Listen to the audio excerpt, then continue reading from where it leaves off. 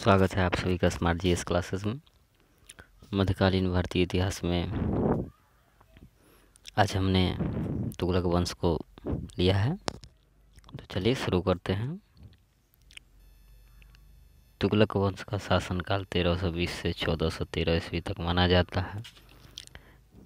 खिलजी वंश के बाद दिल्ली की गद्दी पर तुगलक वंश स्थापित हुआ। इस वंश के शासक तुर्कों के करौना जाति से संबंधित रखते थे।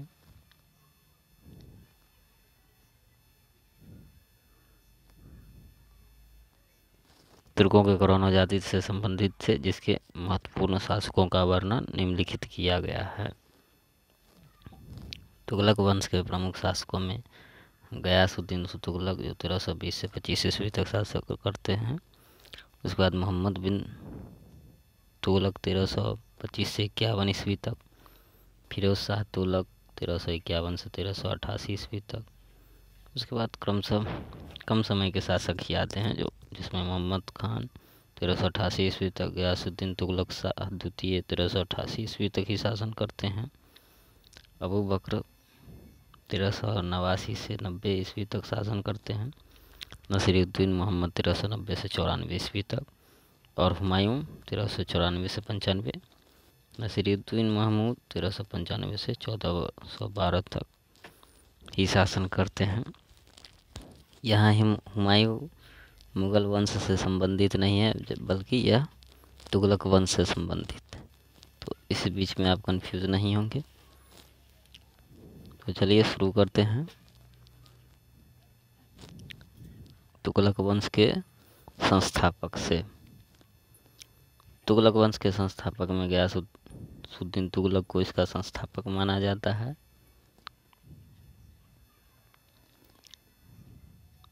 जो 1320 से 25 ईस्वी तक शासन करते हैं।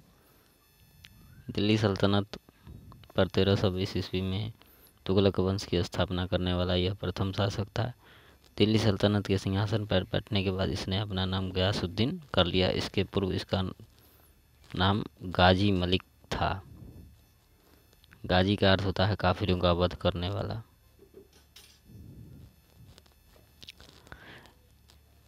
प्रसिद्ध चिश्ती संत निजामुद्दीन औलिया से इसके संबंध अच्छे नहीं थे, इसलिए निजामुद्दीन औलिया द्वारा एक कथन कहा जाता है कि हनूज दिल्ली दुरस्त, मतलब हनूज दिल्ली अभी दूर है। गयासुद्दीन 8 सितंबर 1320 को दिल्ली की गद्दी पर बैठा और अगले 5 वर्ष 1325 ईस्वी तक शासन किया।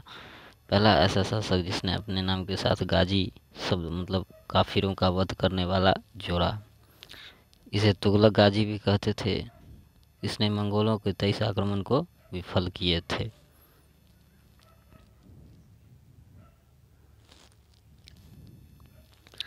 गयासुद्दीन तुगलक के द्वारा जो सुधार किए गए थे वो निम्नलिखित है। गयासुद्दीन तुगलक ने आर्थिक सुधार के अंतर्गत अपने आर्थिक नीति का आधार संयम, सख्ती एवं नरमी के मध्य संतुलन, जिसे रस्म ए मियान कहा गया,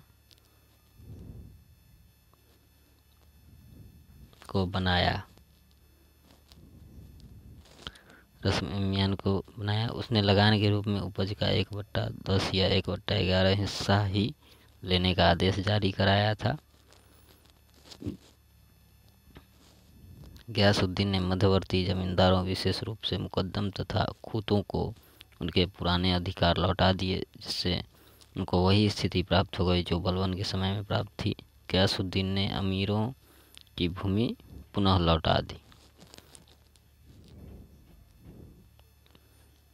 उसने सिंचाई के लिए कुएं एवं नहरों का निर्माण कराया। संभवतः नहर का निर्माण करवाने वाला गयासुद्दीन प्रथम सुल्तान था, जिसने नहरों एवं कुओं का निर्माण कराया था। सल्तनत काल में डाक व्यवस्था को सुदृढ़ बनाने का श्रेय गयासुद्दीन तुगलक को ही जाता है। अलाउद्दीन खिलजी की कठोर नीति के विरुद्ध उसने उदारता की नीति अपनाई, जिसे बर्नी ने रस्म मियान अथवा मध्यपंथी नीति कहा। उसने अलाउद्दीन खिलजी द्वारा चलाई गई घोड़ा दागने तथा चेहरा यानी चेहरा पर्दा को भी प्रभावी रूप से लागू किया था।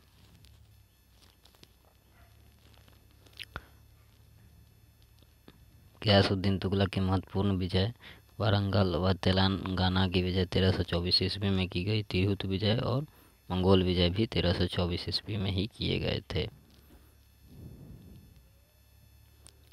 निर्माण कार्य में इसने दिल्ली के समीप तुगलकाबाद नामक एक नए दुर्ग की नींव रखी, जिसे 56 कोट का दुर्ग भी कहा जाता है।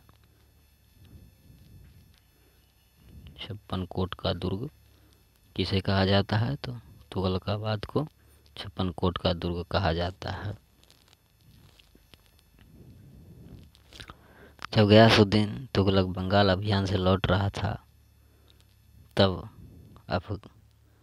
लौटते समय तुगलकाबाद से 8 किलोमीटर की दूरी पर स्थित अफगानपुर में एक महल में सुल्तान गयासुद्दीन के प्रवेश करते ही वह महल गिर गया, क्योंकि वह महल लकड़ी का था, जिसमें दबकर उसकी मृत्यु मार्च 1325 ईस्वी को हो गई थी। इस महल का निर्माण जूना खां के निर्देश पर अहमद अयाज ने किया था। इसकी गयासुद्दीन तुगलक की मृत्यु पर प्रसिद्ध इतिहासकार बर्नी का कथन है कि आसमान से अचानक बिजली गिरी और सुल्तान ढेर हो गया। वहीं इब्न बतूता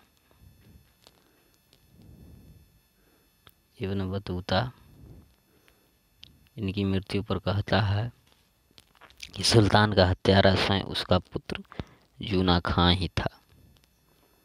गयासुद्दीन तुगलक का मकबरा तुगलकाबाद में स्थित है। अब अगले सुल्तान की ओर बढ़ते हैं। मोहम्मद तुगलक, जो 1325 से 51 तक शासक रहता है। मोहम्मद बिन तुगलक दिल्ली सल्तनत में तुगलक वंश का शासक था। गयासुद्दीन तुगलक की मृत्यु के बाद उसका पुत्र जूना खां मोहम्मद बिन तुगलक के नाम से दिल्ली की गद्दी पर बैठा। इसका मूल नाम उलगू खां था।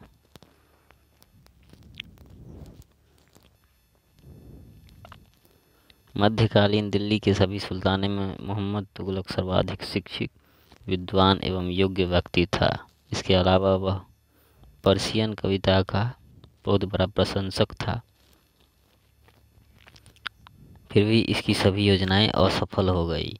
यह भूगोल, दर्शन शास्त्र, तर्कशास्त्र, नक्षत्र विज्ञान और ज्योतिष शास्त्र के क्षेत्र में सभी सुल्तानों में भी प्रमुख था।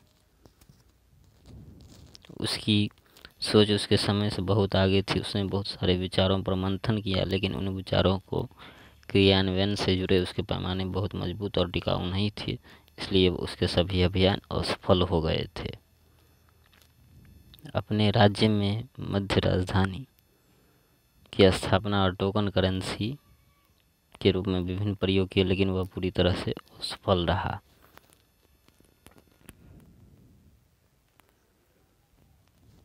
अपनी सनक भरी योजनाओं के कारण इसे स्वप्नशील पागल एवं रक्त पिपासु भी कहा जाता है। वैसे प्रसिद्ध विद्वान एल्फिंस्टन महोदय ने मोहम्मद बिन तुगलक को पागल कहा था। इसको एवं अन्य विद्वानों को द्वारा इसे आदर्शवादी, अभागा, रक्त पिपासु, विरोधाभासों का सम्मिश्रण, धरवानों का राजकुमार और अभाग्यशाली सुल्तान भी कहा गया है।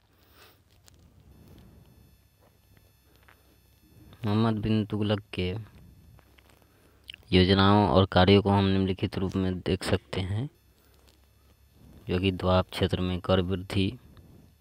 मोहम्मद बिन तुगलक ने कृषि के विकास के लिए दीवान अमीर कोही नामक एक नवीन विभाग की स्थापना की। इसने द्वाब क्षेत्र में 50% कर को लागू कर दिया, लेकिन इस क्षेत्र में अकाल पड़ जाने से अधिकारियों ने ज़बरदस्ती वसूल करने का प्रयास किया। तब वहाँ के लोगों ने विद्रोह कर दिया। सुल्तान ने इस आदेश को वापस लिया और किसानों को राहत देने के लिए एक नवीन विभाग अमीर ए कोही की स्थापना की, जो कृषि विभाग से संबंधित था। मोहम्मद बिन तुगलक ने किसानों को बहुत कम ब्याज पर ऋण उपलब्ध कराया, जिसे सोनथर कहा गया। राजधानी परिवर्तन। तुगलक ने अपनी योजना के अंतर्गत राजधानी को दिल्ली से देवगिरी स्थानांतरित किया।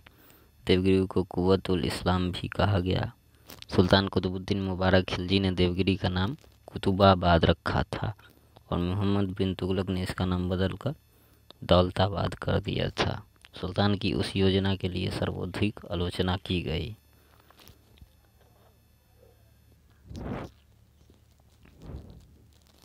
मोहम्मद तुगलक की यह योजना भी पूर्णतः असफल रही और उसने 1335 ईस्वी में दौलताबाद से लोगों को दिल्ली वापस आने की अनुमति दे दी और यह सुल्तान का सबसे विवादास्पद कार्य था। इसने दिल्ली से देवगिरी राजधानी परिवर्तन किया, जिसका नाम दौलताबाद रखा था। कुछ विद्वानों के अनुसार इसने दिल्ली के हिंदुओं को दंडित करने के लिए राजधानी परिवर्तन किया था और कुछ अन्य विद्वानों के अनुसार मंगोल आक्रमण से बचने के लिए भी इसने राजधानी परिवर्तन किया था। राजधानी परिवर्तन के परिणाम स्वरूप दक्षिण भारत में मुस्लिम संस्कृति का विकास हुआ, जिसने अंततः बहमनी साम्राज्य के उदय का मार्ग भी खोला था। सांकेतिक मुद्रा का प्रचलन इन्होंने 1329 से 30 ईस्वी में किया था। इस योजना के अंतर्गत मोहम्मद तुगलक ने सांकेतिक व प्रतीकात्मक सिक्कों का प्रचलन करवाया था।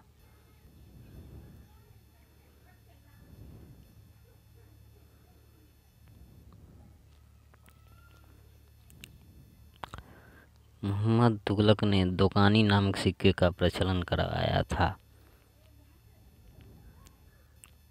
सांकेतिक मुद्रा के अंतर्गत सुल्तान ने संभवतः पीतल फरिश्ता के अनुसार और तांबा बरनी के अनुसार धातुओं के सिक्के चलाए, जिसका मूल्य चांदी के रुपए टंका के बराबर होता था। इसने जब सांकेतिक मुद्रा के प्रचलन को लागू किया तब टंका और जीतल का मूल्य एक समान हो गया था, जिससे अर्थव्यवस्था में बहुत बड़ी गड़बड़ी उत्पन्न हो गई थी और नकली सिक्के अधिक संख्या में बाजार में आ गए थे। फरिश्ता के अनुसार पीतल और बरनी के अनुसार तांबा का सिक्के जारी किए गए थे, जिसके पूर्व चीन के शासक कुबलई खां और फारस के शासक गाय खाटू ने सफलतापूर्वक सांकेतिक मुद्रा को चलाया था, लेकिन यह भी योजना सफल हो गई। इसने नकली सिक्के के बदले असली सिक्के देने की घोषणा की है। परिणाम स्वरूप आर्थिक रूप से हानि उठानी पड़ी और जिनको नहीं मिला उन लोगों ने विद्रोह कर दिया। सिक्का ढलने पर राज्य का नियंत्रण नहीं रहने से अनेक जाली टकसाल बनाए गए। सिक्के ढलाई केंद्र को टकसाल कहा जाता। लगान जाली सिक्के से दिया जाने लगा, जिससे अर्थव्यवस्था ठप हो गई। सांकेतिक मुद्रा चलाने की प्रेरणा चीन तथा ईरान से मिली। वहाँ के शासकों ने इन योजनाओं को सफलतापूर्वक चलाया, जबकि मोहम्मद तुगलक का प्रयोग विफल रहा। सुल्तान को अपनी इस योजना की सफलता पर भयानक आर्थिक क्षति का सामना भी करना पड़ा।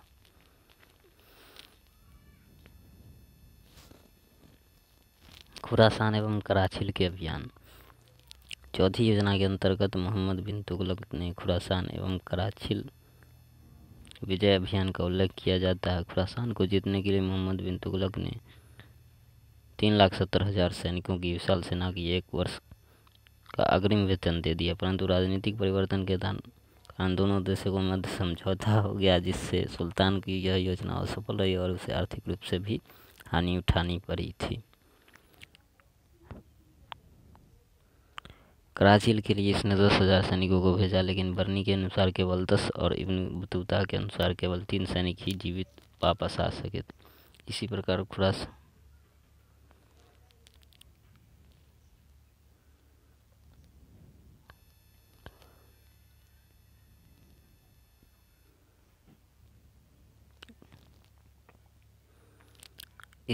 इनकी असफल योजनाओं में इनके भ्रष्ट अधिकारी भी दोषी थे। समय ने भी साथ दिया और सुल्तान होने के कारण वे भी दोषमुक्त नहीं थे। कराची अभियान के अंतर्गत सुल्तान ने खुसरो मलिक के नेतृत्व में एक विशाल सेना को पहाड़ी राज्यों को जीतने के लिए भेजा। उसकी पूरी सेना जंगली रास्तों में भटक गई। इब्न बतूता के अनुसार तक केवल 10 अधिकारी बचकर वापस आ सके। इस प्रकार मोहम्मद तुगलक की यह योजना भी असफल रही थी। मोहम्मद बिन तुगलक की मृत्यु अपने शासनकाल के अंतिम समय में, जब सुल्तान मोहम्मद तुगलक गुजरात के विद्रोह को कुचलकर तारगी को समाप्त करने के लिए सिंध की ओर बढ़ा तो मार्ग में थट्टा के निकट गोडाल पहुंचकर वह गंभीर रूप से बीमार हो गया। यहाँ पर सुल्तान की 20 मार्च 1351 ईस्वी को मृत्यु हो गई।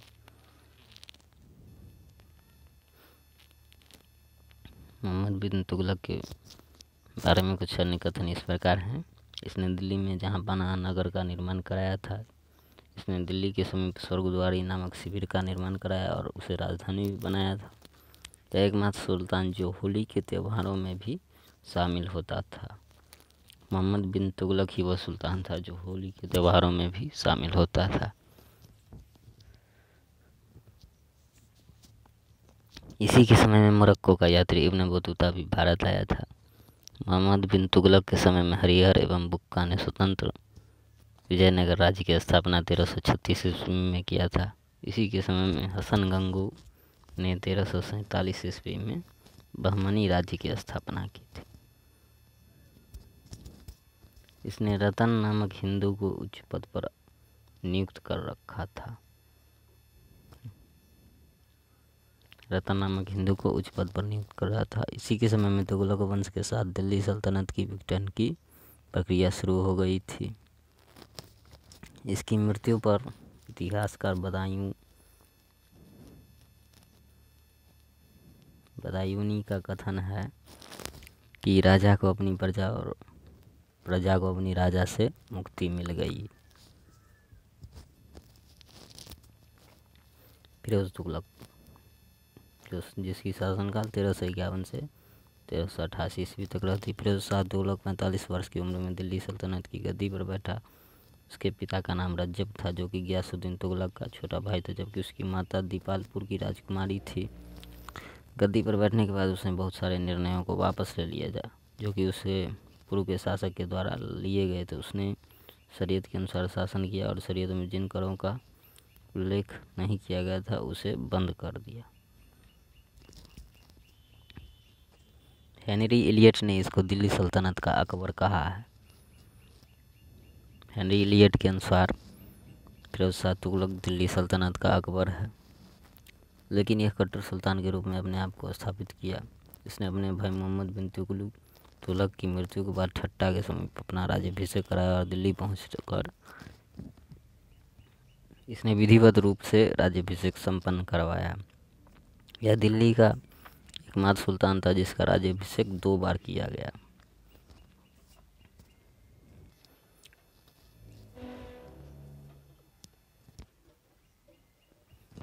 फिरोज शाह तुगलक के निम्नलिखित कार्य थे। राजस्व व्यवस्था के अंतर्गत फिरोज ने अपने शासनकाल में 24 कष्टदायक करों को समाप्त कर दिया। केवल 4 कर खराज जो लगान कर होता था, खुमसुर युद्ध में लूट का माल, जजिया एवं ज़कात। इस्लाम धर्म के अनुसार 2.5% का जान जो उन लोगों को देना पड़ता था जो मालदार हों, और उन लोगों से दिया जाता जो अपाहिज या असहाय साधनहीन को वसूल करने का आदेश दिया।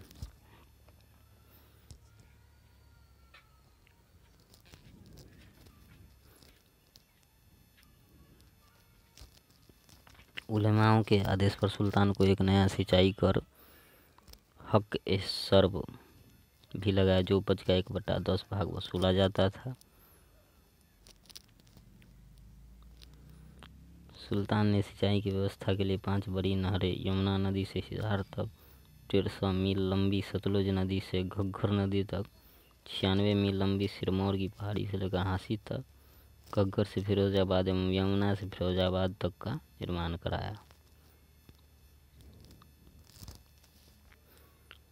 उसने फलों के लगभग 1200 बाग लगवाए। आंतरिक व्यापार को बढ़ावा देने के लिए अनेक करों को समाप्त कर दिया। नगर एवं सार्वजनिक निर्माण कार्यों के अंतर्गत सुल्तान ने लगभग 300 नए नगरों की स्थापना की। जौनपुर नगर की नींव फिरोज ने अपने चचेरे भाई फखरुद्दीन चौना मोहम्मद बिन तुगलक की स्मृति में डाली थी।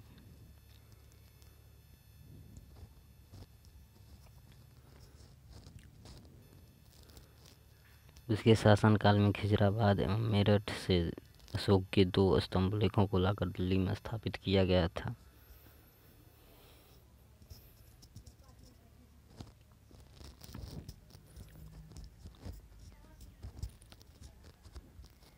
इसने सिंचाई व्यवस्था पर भी ध्यान दिया और नहरों का निर्माण भी करवाया था।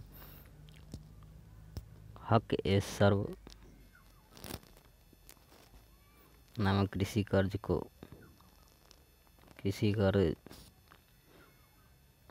का एक और नाम कहा जाता है, जिसे उस्र कहते हैं। हक ए सर्व या उस्र, ये भी एक प्रकार का कर होता है जो कृषि कार्यों में लिया जाता है। शिक्षा एवं साहित्य के क्षेत्रों में यह रुचि रखता था। इसने अपनी आत्मकथा फुतुहात ए फिरोज शाही की रचना किया। इसके राज्य दरबार में रहने वाले बर्नी ने तारीख ए फिरोज शाही अथवा फतवा ए जहाँ जारी की रचना की थी।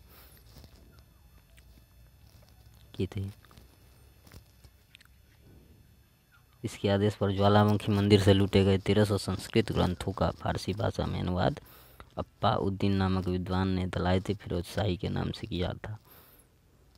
औषधि शास्त्र पर आधारित सीरत फिरोज शाही की रचना भी इसके आदेश पर ही किया गया था। इसने व्यापारिक लेन देन को सरल बनाने के लिए 2 प्रकार के सिक्के, जैसे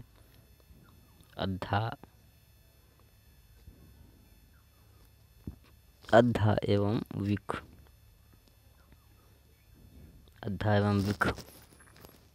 छोटे छोटे सिक्कों को जारी किया।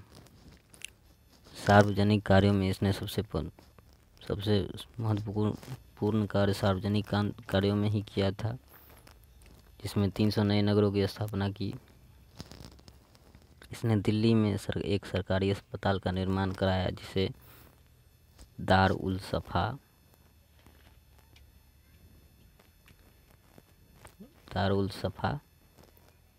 कहा गया था। इसने अनाथ मुस्लिम लड़की और बच्चों के लिए दीवाने खैरात नामक विभाग की स्थापना की थी। अनाथ मुस्लिम एवं उनके बच्चों के लिए दीवाने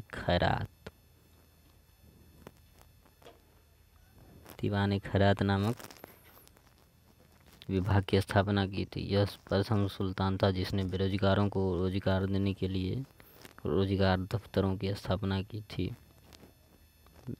इसने बेरोजगारों को रोजगार देने के लिए रोजगार दफ्तर की स्थापना की। यह प्रथम सुल्तान था जिसने एक अनुवाद विभाग की भी स्थापना की। फिरोज शाह तुगलक के द्वारा सरकारी धन उपलब्ध कराकर लोगों को हज की यात्रा पर भेजा जाता था। हज की यात्रा सरकारी खर्चे पर फिरोज शाह तुगलक के द्वारा ही करवाई जाती थी। इन सभी पर निगरानी रखने के लिए इसने एक सार्वजनिक विभाग की भी स्थापना की थी। दिल्ली सल्तनत के दूर दराज क्षेत्रों में छोटे छोटे अस्पताल, पीने के लिए कुआं और पढ़ने के लिए मदरसा का भी निर्माण कराया था। इसके शासनकाल में खिजराबाद एवं मेरठ से अशोक के 2 स्तंभ लेखों को लाकर दिल्ली में स्थापित किया गया।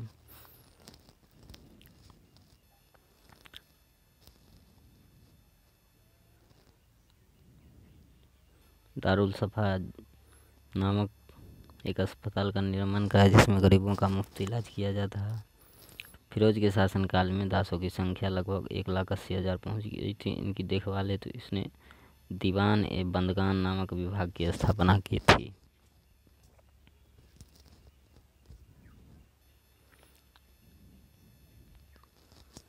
शिक्षा प्रसार के क्षेत्रों में सुल्तान फिरोज ने अपने मकबरों एवं मदरसों की स्थापना करवाई। उसने जियाउद्दीन बर्नी एवं शम्स-ए सिराज अफीक को अपना संरक्षण प्रदान किया था।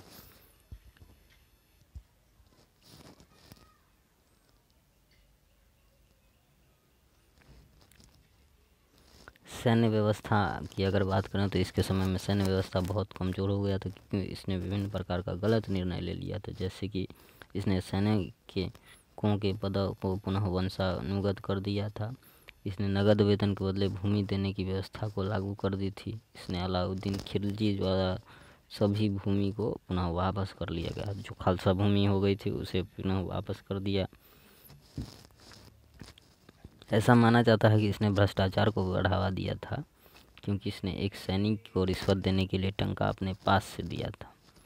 धार्मिक नीति या धर्म के मामले में कट्टर था। इसने नगरकोट के ज्वालामुखी मंदिर को भी तोड़ दिया था। जिस प्रकार गयासुद्दीन तुगलक ने सिद्दी मौला नामक ब्राह्मण को जीवित जला दिया था, उसी प्रकार इसने भी अपने धर्म की व्याख्या करने पर एक ब्राह्मण को जला दिया था। यही एकमात्र सुल्तान था जिसने ब्राह्मणों से भी जजिया कर वसूल कर लिया था। ब्राह्मणों से भी जजिया कर वसूल करने वाला यही फिरोज शाह तुगलक था, जिसने ब्राह्मणों से भी जजिया कर वसूल किया था। फिरोज शाह तुगलक की मृत्यु सितंबर 1388 ईस्वी में जो हौज खास परिसर दिल्ली में उसे दफना दिया गया था।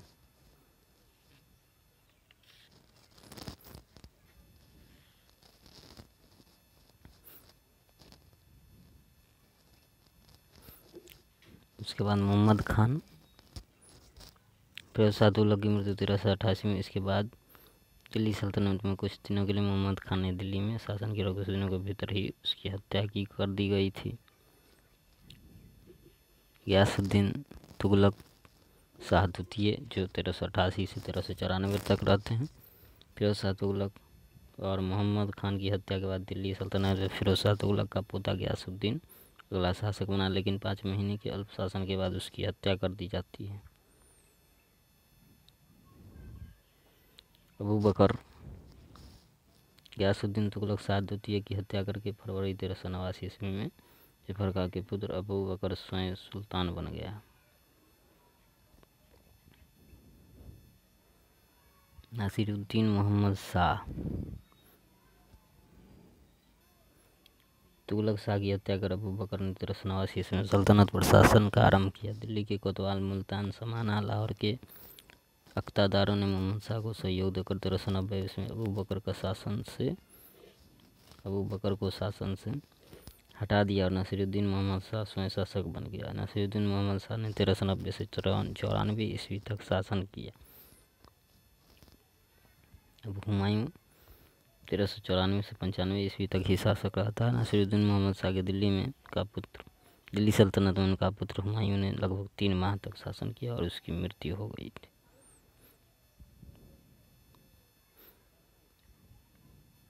नासिरुद्दीन महमूद शाह,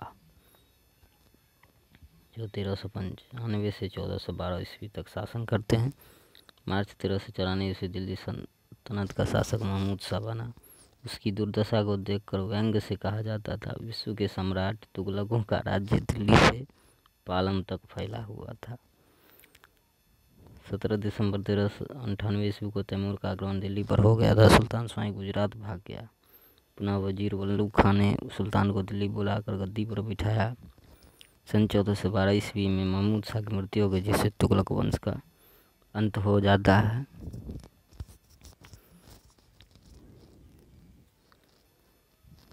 नासिरुद्दीन महमूद के समय में मंगोल नेता तैमूर लंग 1398 भारत पर आक्रमण करता है। इसके समय में जौनपुर में स्वतंत्र सरकी वंश की भी स्थापना होती है। जौनपुर में स्वतंत्र सरकी वंश की भी स्थापना होती है। इसकी मृत्यु के बाद गद्दी प्राप्त करने के लिए दौलत खां लोधी और खिजर खां जो है वह आपस में संघर्ष करते हैं, जिसमें खिजर खां विजय होता है और वह